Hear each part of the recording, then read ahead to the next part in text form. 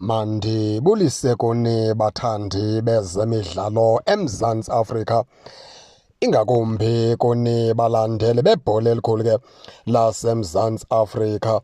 Baphulaphuli ke lapha ke iKaizer Chiefs neSundowns zizawudlala apha ke ngo-3 o'clock. Baphulaphuli zidlalela pha e-FNB Stadium.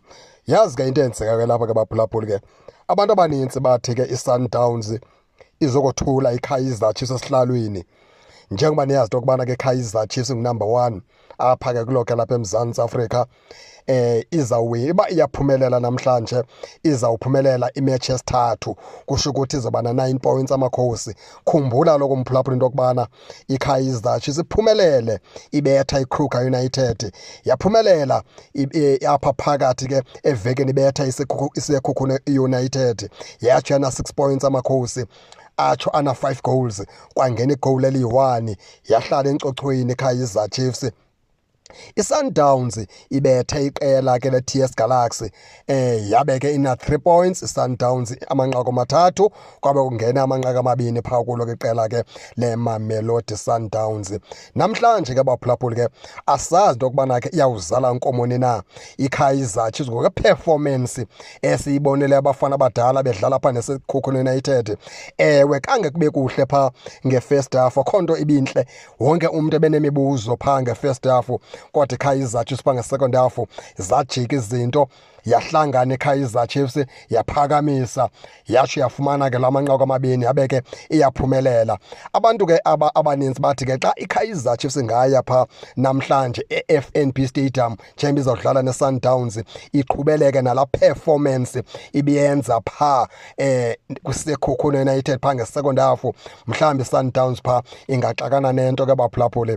NeSundowns baphulaphuli ayintlanga lo mhlobo i-performance yabo, kange iphakamise kakuhle xa bebedlala phaa neqela le-TS Galaxy.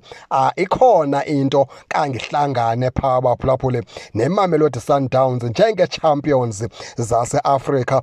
Kumele kubekho apho iqhosha khona, kumele kubekho apho ke ilungisa khona, ukwenzela into yokubana ke abafana abadala bakwazi ukumelana nale match namhlanje. Akho mntu waziyo ke ngoba iKaizer Chiefs iyapha nayo isefomini inowina 2, iSundowns nayo iya namhlanje nayo isefomini inowine nabo. Into ethetha ukuthi ke zindala zombini ke baphulaphuli ke zawugweba namatyala wazo ngaphakathi kwinkundla zemidlalo zase-FNB Stadium namhlanje ngo-3 o'clock. Onke amehlo ajonge phaa, onke amehlo ajonge enkalweni baphulaphuli, akho mntu waziyo kugoso okophukayo.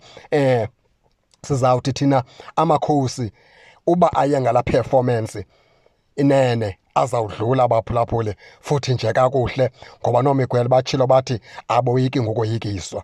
Ningangena ke baphulaphuli ke nitsho nanto yokubana niva njani, nize ningakhohlwa usubscribe kule channel kuze ningaphoswa zezemidlalo endizanothulela zona kwixa elizayo kakuhle babukeli.